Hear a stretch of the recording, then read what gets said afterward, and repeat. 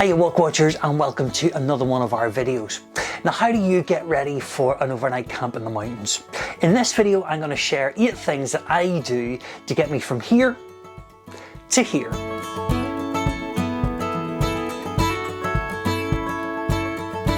In the words of those TikTok creators, get ready with me for your overnight mountain hiking adventure.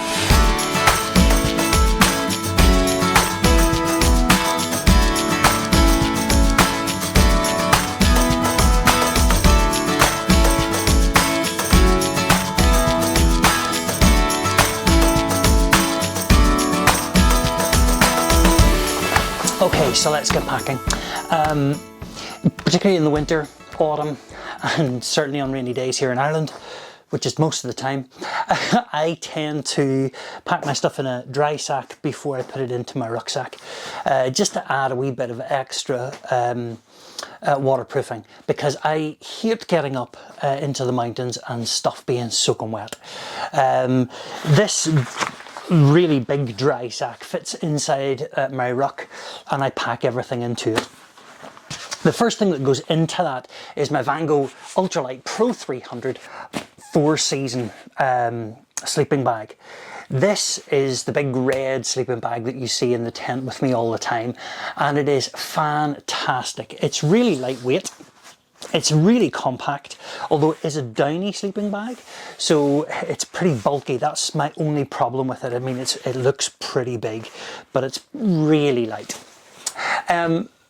The great thing about it is that it's really warm, and I very rarely have to zip it up, although in the winter I tend to zip it up and keep some of my clothes on, t-shirt and socks and stuff like that, just to keep me extra warm. But it's usually very, very warm, and certainly during the summer, spring and summer, and part of the autumn, I usually have it unzipped because it is that warm. Okay, so into the dry bag. And then into the rucksack. There we go. Now, into this bottom pouch, what I usually put in there, I'll put in my sleeping mat. That's a Thermarest Trail Light Trooper. It says that it's self-inflating, and it does to a certain degree, but I like to make sure that it's well full and well packed, and I have a little flex tail pump that will pump it up, and I even sort of blow it up a wee bit at the end, just so that it's pretty packed. I like a good solid sleeping mat to sleep in. So that goes in there, but that leaves me a gap here, and I'll put in,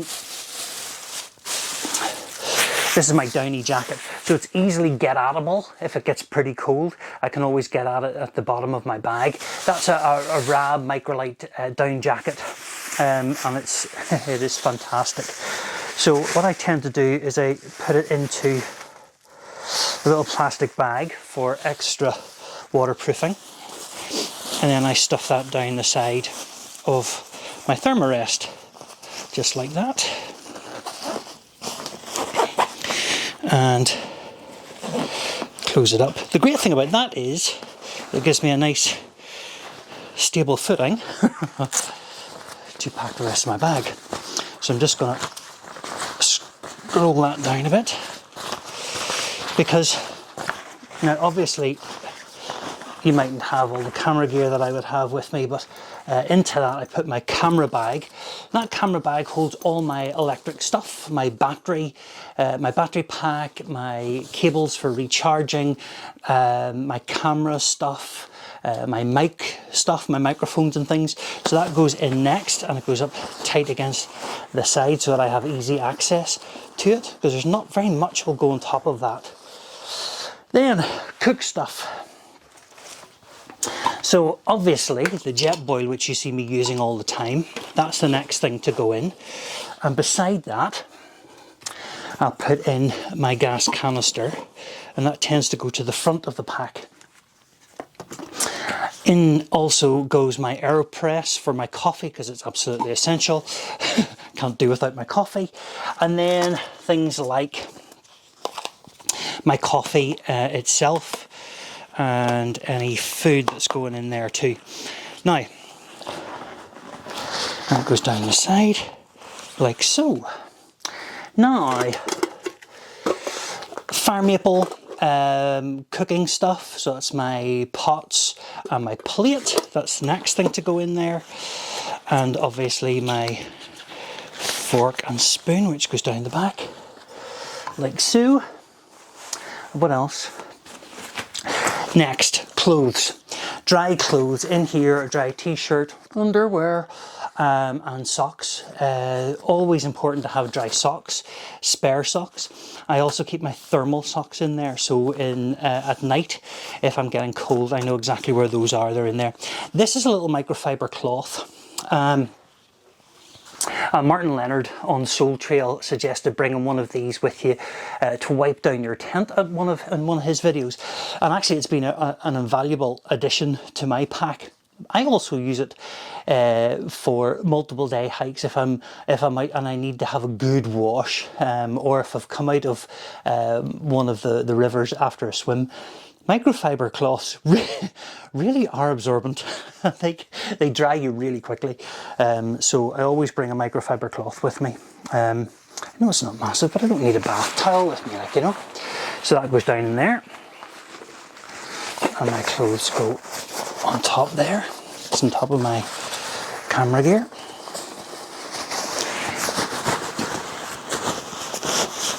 Great. Now, couple more things to go in on the top.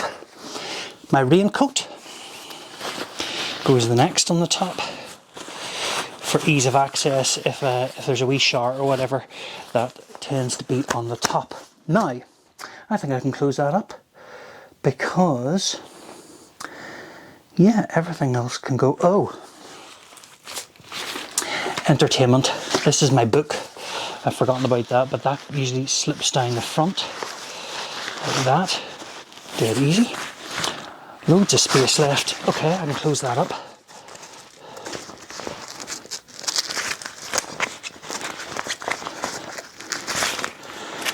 Like so. Now, one thing I haven't put in here is food, because obviously I'm not packing to go out, but I would have my food underneath or down the side of my cook set, because it kind of protects it, that sort of heavy plate and stuff, stops it from being punctured, or particularly if it's a wet food like my own stuff that I've been cooking, and if it's a dry one, it goes into the pouch at the back. All right, okay, that goes over the top. Now I'm just clipping that loosely at the minute because I still need to get the tent and all on there, and I'll show you where I put that in a wee second. But I want to show you what I put in the top pouch. In the top pouch goes my map, and I still bring a map. Even though I use my phone for most of the time, I still bring a map and a compass. My compass is already in there, so that goes in there on the top. And I do have a little pouch in underneath here, and into there goes my first aid kit, which is just a mountain hiking first aid kit, plus an emergency beacon just in case. So that goes into the inside pouch. I've never had to use it. I never want to have to use it, but it's there just in case. So that all fits nice and neatly, just like that. Now you can see that there's still a bit of a gap there, and that's because as I flip it down onto this front section, just open it up a bit. My Lanchan 2. As you know, I am a great lover of the Lanchan 2. I am not exclusive. I don't want to say that in front of the wee tent. I'm not exclusive. But I do use the Lanchan a lot of the time. It's for ease of use, but also for space, as I've said many times on the videos before. So I slide that in front of my thermarest, like that. And I unclip it, bring it across and reclip it like that, and then I'll turn it round and do the same with the other tie as well, to be sure, just like that. Now that's pretty much my pack done. The only other thing that I need to do is to add in my 2 walking sticks, because obviously with the Lanshan 2, you need the poles. These are my black diamonds. They have been outstanding. I have another set, but they're just not as good. They're not as sturdy. There's a wee bit of slippage now in the connections. Whereas the black diamonds I've had now for a good 2.5 years. And they're just as good as the day I bought them. Excellent. So they go onto the front like that. And I'll pull my drawstrings nice and tight, like so. And I'll tie that down because that annoys me. So I have to have it tucked away like that. And there it is.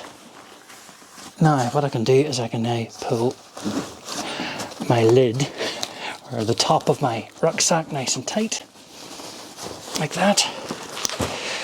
And there it is, all done and dusted. Nice and neat, nice and compact. Everything's in there that I need.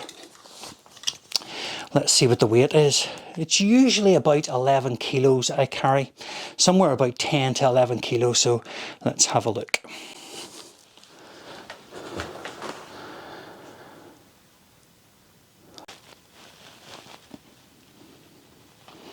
There you go, 11 kilos. That's so good. It was bang on. Now obviously there's no water in there yet. And the other thing that's really important is a Cadbury's caramel.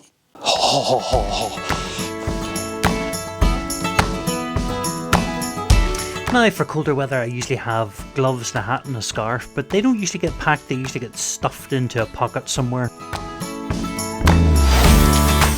Probably before I get packed at all, I'll check the weather. I check 2 websites. I check mountainforecast.com and MyWeather2, so that that informs where I can go and what sort of stuff I should be taking with me. And then once I know what the weather's like, that's when I begin to plan my route. Having a look at the map, seeing the big picture, I like to do that. And then I like to see Google Earth to see what sort of terrain I might be walking over. Once I've done that, it's about planning a route. How am I going to get there, where am I parking, all that kind of stuff. So I go to Outdoor Active. And usually there's a few routes there put in by other people, and then I'll set my own. Now I'm a geek for a checklist, and I do this for every hike, but this means that I can send this to other people and they know where I'm going, what I'm doing, and what equipment I've got with me. All prepared and packed, and kit on my back, and now I'm heading up into the mountains.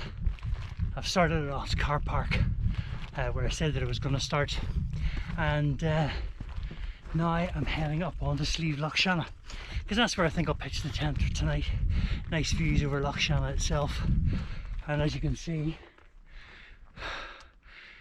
there's a nice sunset brewing just over there, and then down over that direction behind me towards Slieve Pinion is essentially where well, we're all further around a wee bit, but that's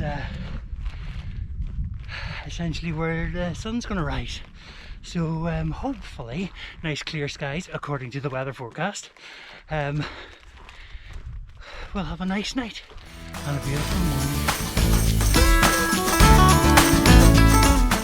Now, picking a good spot on the mountain for camping can either make or break your overnight. So here I am, finding a wee spot on the top of Slieve Loch Shanna. I needed to look out over the sunset, which was nice, but it needs to be pretty flat. That's not always possible, you can't see that from a map, so it's always good to get out there and have a wee look around. So do try to be up before sunset.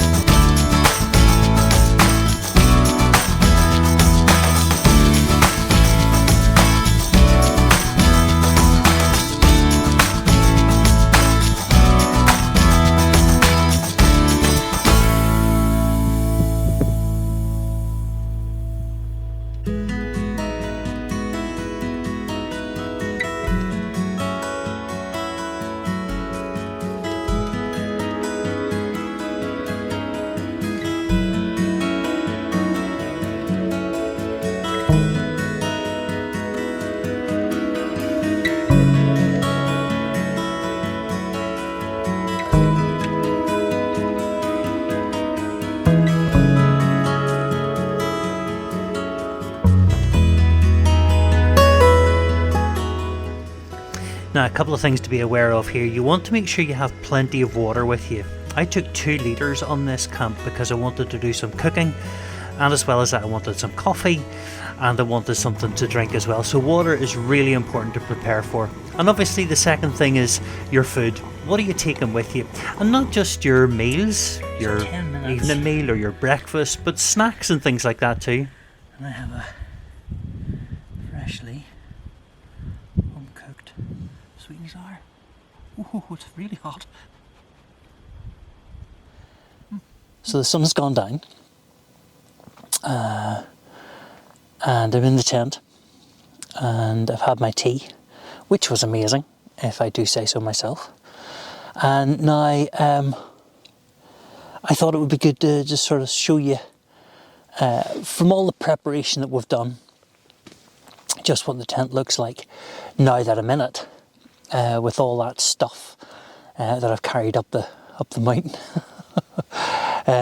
It's pretty dark, but I think you can still get the idea. So I like my stuff pretty organised. That's my rucksack, and it has all the sort of bags for things. So the sleeping bag and the my sleeping mat and my tent and my pegs and all those bags are inside the rucksack so that I know where they are. Then all my camera gear, and there's my phone on charge. My book is up at my head there, and there's my sleeping bag and my sleeping mat. And then down this end is the last of my cook stuff, my coffee and things. Oops, can you see that? It's going a bit blurry. Yeah, cook stuff and whatever. And then outside the door, that's my cooking stuff there. I'll bring that in before I go to sleep. And that's pretty much me.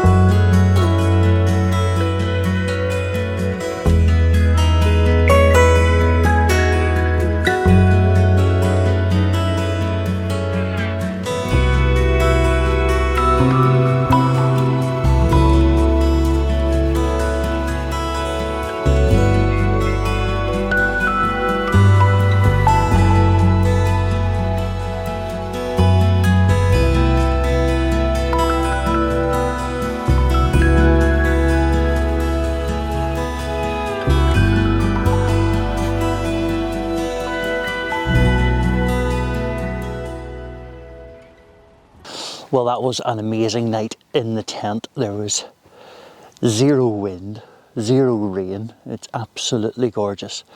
Sun did a wonderful display for sunset, and now it's just peeking out of the clouds here for sunrise. So it's a beautiful morning. And way over here, Mourne, Dramara, the hills are just blanketed in cloud as well. It's glorious. And then the loch itself, Loch Shanna, is doing a weird thing. There's a kind of like a line of mist across it. Can you see? You can see that, can you? I don't know what that is. It's weird. It's almost as if, you know, the light is just catching a little bit of the mist on the edge of it, and giving that line. It's absolutely gorgeous. Well, now, nothing else for me to do here except enjoy this with my coffee, then get packed up and get back on the trail, heading for home. So all that preparation has got me up here, has given me a really comfortable night in the tent, good night's sleep. And now I've just got to pack it all up, take it all home, unpack it all, dry it all out, get ready for the next one.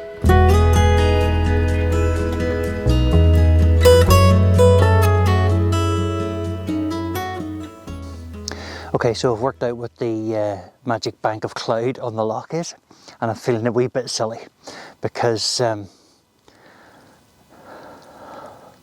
it's an airplane vapour trail reflected in the lock. I was all impressed. I thought, wow, that's really cool. I wonder what that is. Vapour trail.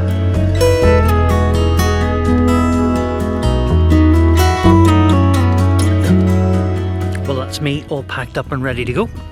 And just to show you, leaving no trace. Everything's packed up in my bag and ready to go. All my rubbish and everything's with me. This was a great night out. Everything went according to plan. So just gotta head back down onto the Ott Trail, all the way back down to the car park. If you've enjoyed this today, give us a wee like and a wee subscribe. Get your boots on, go outside and go exploring, and I'll see you again on the next one.